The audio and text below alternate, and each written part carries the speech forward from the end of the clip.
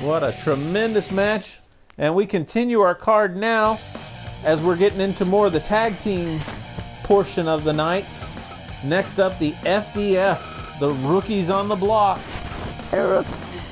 Tank, Mortar, and Climber taking on the Titans. I misspoke earlier tonight. I said this was a classic GWF matchup. I had my, I don't know, I was tongue-tied, so I apologize for that, fans. As we know, Kenji and Azuma, definitely veterans in the GWF ring. But Climber and Tank Mortar, not so much. Still, if anybody can take down the size of Azuma in the tag team ranks, I gotta think Tank Mortar's the man. The guy has a tremendous amateur background, a military man. He served in 3 different wars. I mean, this guy has some tremendous toughness and grit, good power. I wouldn't be surprised if he couldn't pick up the giant Azuma. Could we see Azuma slam for one of the few times we've ever seen it in a GWF ring tonight, Basilisk? Maybe. That's if he didn't eat all that pizza we bought. Well, I hope he didn't eat all of the food back there. I haven't got my dinner yet. At least I got 10 slices. You are always sneaking back there and eating every chance you get. Basilisk, you better watch out or you're going to turn into a beached whale. No. You're going to look like a giant Azuma behind the announce table. No. I'm skinny. Looks like you got a tapeworm. Oh, we're going to start right off with Tank Mortar. Oh, and Azuma just knocked him down just immediately. Using that massive girth of his. Well, this Give up. Tank Mortar is trying to put on a show against Azuma. So far, we have no idea how Tank Mortar and Climber will fare when they go to. Oh, and a big slam, a double team slam there. How the new FDF will fare when they go to Perennial 39 and their first time stepping out onto the big stage. Everybody finds out that Perennial is a lot different than a weekly match. There's no question that being in front of billions of fans all throughout the galaxy on GWF Action is a tremendous honor and a lot of pressure. But multiply that by about 100 and you've got an idea of what a Perennial 39 or a Perennial any year match is like. Basically just a Perennial. Give up. Definitely going to see some tremendous action. The Titans have been there at a Perennial before. Have the experienced edge. No, later we're going to talk about that one guy who never cheers. Why do we give him tickets anyways? The man must be rich. I don't know how he can afford it. I mean, like, we raised the prices. Especially just for him. Because he was doing nothing. Both of these teams, of course, going to be looking to get some momentum heading into their Perennial 39 matchup, where we will see the FDF, of course, fighting Patch and Skeever, martial law, and the Titans will line up against their former friends turned minister of the GWF flunky, OT, and the Burning Man. Wonder why he did that. Both because he's OT, he's a terrible guy. And he wants to be with the winners, and who can blame him? A lot of people. So we got already 2 huge tag team matches. Throw that on top of the Gladiators versus the Predators. And Perennial 39 is going to be tag team heaven. Oh, look at that stretch on Climber. It's probably getting a submission, but Sturge isn't going to check because Kenji is not the legal man. It's just everywhere. No one, practically everyone on our roster is there. Speaking of everyone on the roster being there, what match would you say you're most looking forward to? The main event, of course. The Galactic Championship Triple Threat match. So, what match are you most looking forward to? Obviously, that's going to be a tremendous match, but I, for one, cannot wait to see. Oh, there's a double team sweep and slam. That could be it right there. We'll have to hold that thought. Oh, he nearly got it if not for Climber. I want the thought now. I would say the match I'm most looking forward to has got to be Godson versus the Minister of the GWF. And GWF. The two men of power, the two men behind the scenes who hold all the cards in the GWF meeting one-on-one inside of a GWF ring. Nobody would have ever expected that pairing, and we're going to get it live on GWF Perennial 39 in 13 days. You better make sure for no disqualification. I'm sure that the Minister of the GWF has stacked the deck in every way he possibly can for himself. Probably. But that's just the tip of the iceberg, though. You've got End of Days versus Overmaster, a rematch of their Perennial 35 main event, two 7-foot, over 400-pound monsters in the ring. That's an incredible contest. So it's End of Days. How about the 3 versus the Club in a 6-man tag team match? That sounds like a good match. And your boy Crossfire defending his title in that 4-way In the fatal IP four-way. title match. The fatal 4-way. And I would be remiss if I didn't mention Sly Jury and Shane taking on Epoch Whoa! and Did you just see Killprey. Did you not just see that? Tank Mortar just hurt his own partner Climber. Well, I would hurt my own partner Climber if I was tag teaming with Climber too. He kicked him like twice. I mean, seriously, wouldn't you hurt him? It's Climber.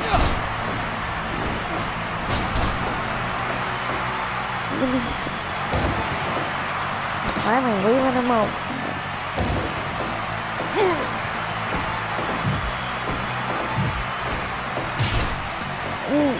I don't know what they were doing in the corner, but something weird. They were going back and forth. Well, that's why we pay you the big bucks, right? What? Because you don't know what's going on. Come on, Basilisk. You're always looking at that schedule over there like you got some date with someone. I'm trying to make sure that we're presenting the best card we can for the fans around this galaxy. You're over there going, I don't know what's happening. Well, if you watch the action more, you could have seen all these weird things. I'm seeing Climber in there right now. Oh, look at that. It's a big man. Oh, he's going to stretch him out. He's going to stretch out Kenji. Is he going to get the submission on Kenji? He nearly had him, I think. Oh, Kenji reverses it, but he's too close to the ropes. Woo, woo. You know, I talked to Climber the other day. I asked him, why doesn't he fly off the top rope? But you just noticed he went for the ropes and then decided to look. Oh, there's a knee to the back. You know, you see a guy Climber size. Normally, that's the high flying size. Those are guys, they're not really power wrestlers. They get by on more high flying aerial attack. Climber told me he spent his entire life trying not to fall off of mountains and rocks. He's not going to change his style here in the GWF. He came to the GWF to win, not to fall off things, and he doesn't plan to take too many big risks like that. It certainly makes sense if you think about it. A man built around climbing rocks. Oh, a big slam from Tank Mortar! I told you if anybody could slam in, it would be him, and that's enough to pick up the win. Tank Mortar probably should. Tank Mortar should stop keeping Climber around. Because Climber's trying to pat his head or something. Tank Mortar might need to go see a doctor. He might have a hernia after slamming the big man down. That move shocked Azuma so much that the former tag team champion could not kick out. No. What an incredible move. Here we come. Okay. In game. Next up, we've got our final pairing tonight. Our final pre-perennial 39 tune-up match for the main event opponents, main event competitors. As Endgame will step into the ring to take on Tharkus, humanity's nightmare. Dun dun dun. I don't think Tharkus has much of an issue with Endgame, as Endgame is, of course, not very humanoid with his silver skin. However, Tharkus does hate just about everybody, so we'll have to see if that's an issue. Of course, Tharkus is another competitor in the IP title fatal 4-way match in 13 days. Hey, there's another one of those dudes that don't cheer. How many do we have? Well, we've known over the years that In-Game has not been the most popular wrestler in the GWF. A lot of people do not like his views, as he tells it like it is, he says. He's a man who believes in a strict moral code that right is right and good is good, and anything that's even slightly deviant from that is evil. A man who believes in walking on crosswalks. A man who chooses food 47 times before he swallows it. In-Game is a strictly rigid superstar. A man who believes in his code and does not deter from it. And that's given us some of our classic feuds over the years. Him and Wolf, of course, is one. To name another one, I don't know. How about you tell us another one? How about you do your homework? Over the years, we, of course, had In-Game versus Nospera. No. In-Game versus Godson, of course, was a tremendous pairing. And even In-Game and Monolith have run afoul of each other over the years.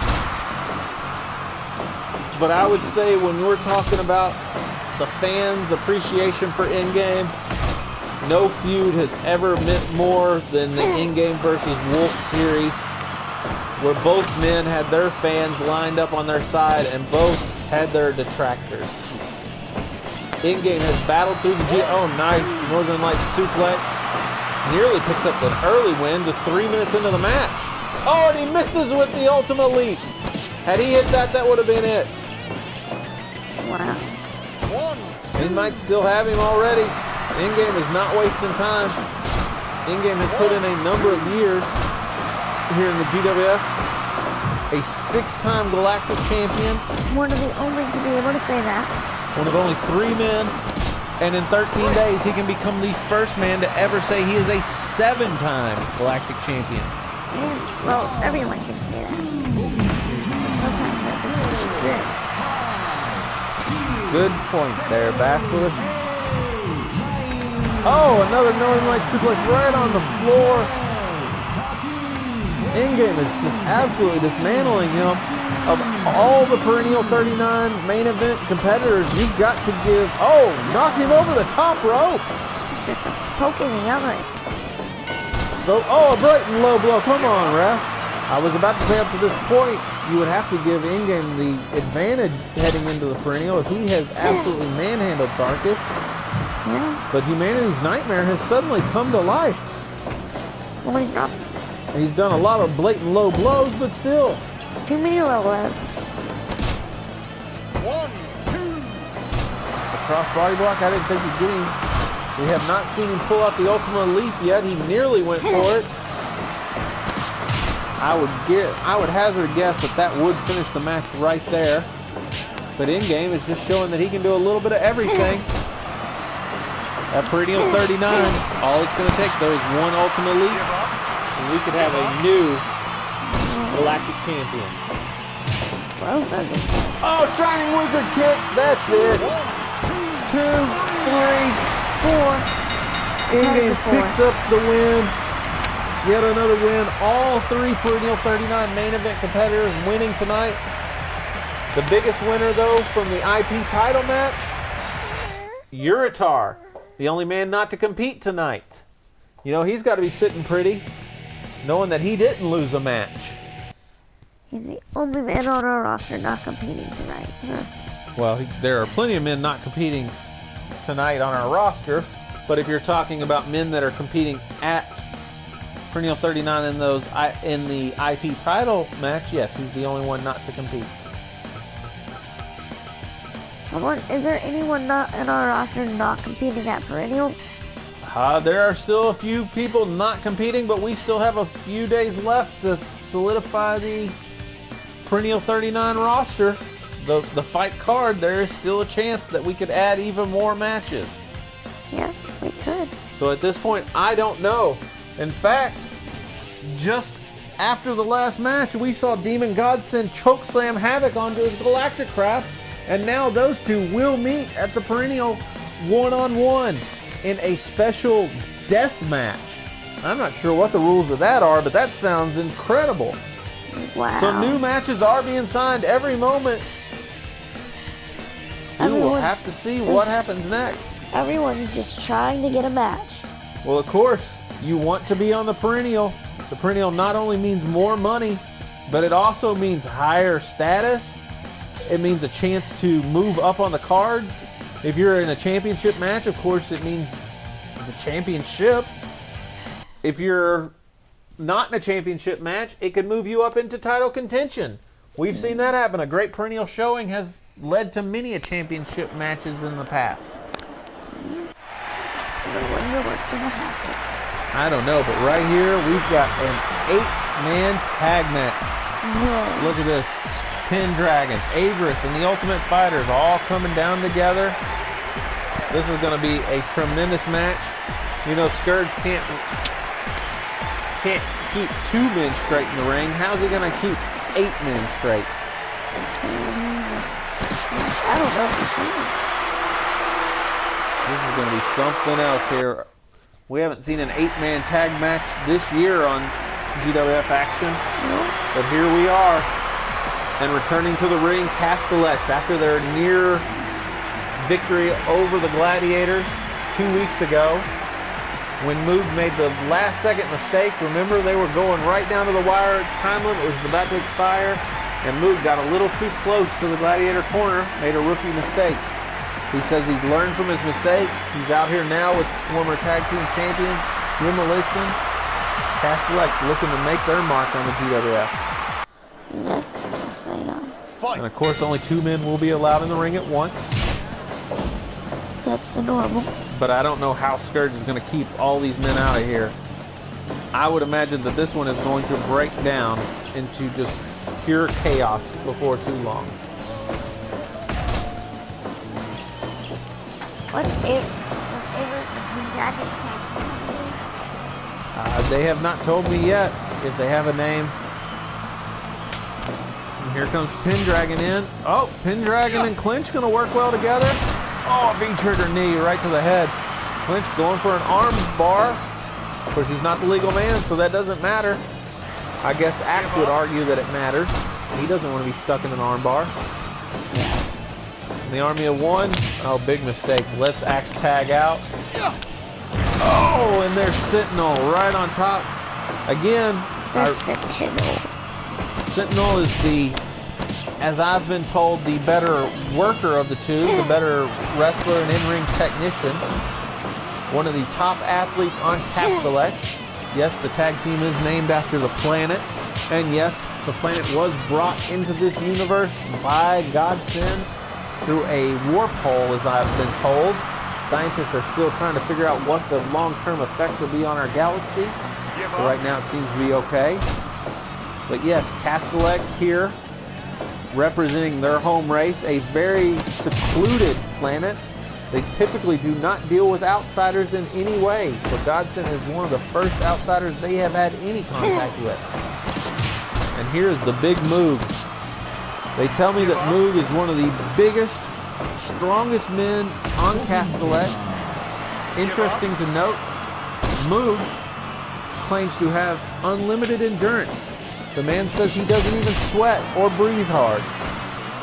I find that hard to believe for an over 7-foot monster that he's not dripping with sweat after he steps out of the ring. It doesn't look like it so far. Well, it's still early. He's only been in there for a few seconds. Oh, there's that big swing. Moog is certainly a huge man, and now we're going to tag in Smash as we're trying to get through just about everybody in the match. Well, how many people have not been in the match?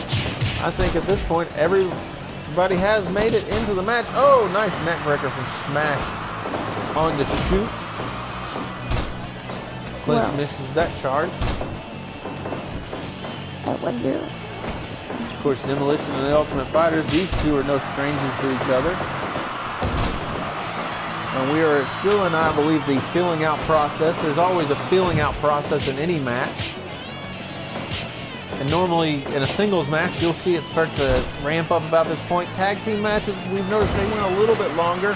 I don't know if these 8-man tag team matches, we've only got, what, a little over 20 minutes left in this show. So we'll have to see if these 8 men, can they even wear each other down enough to get a decision here tonight? Maybe. Uh-oh, a double team. Oh, nice move. Kind of a powerbomb neck breaker from Pendragon and Averus. Penibus. Ava Dragon. What do you think? Are we just going to name them ourselves? I'm just gonna call them Everest and Pendragon. Give up. Got him in that Blackthorn knee stretch there. Of course, Averus likes to name just about every move he's got after his Blackthorn root. Big drop kick to the big man. But he manages to make the tag out. Names like a Blackthorn, blah blah blah, Blackthorn, blah blah blah. And a bunch of other Blackthorn, blah blah blahs. Ooh, a close call. If you weren't watching, that was a 2 count.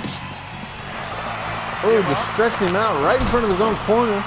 I'm surprised Axer Smash just didn't reach over the rope and just smash him right in the face. I'm surprised. With that reverse neck clinch.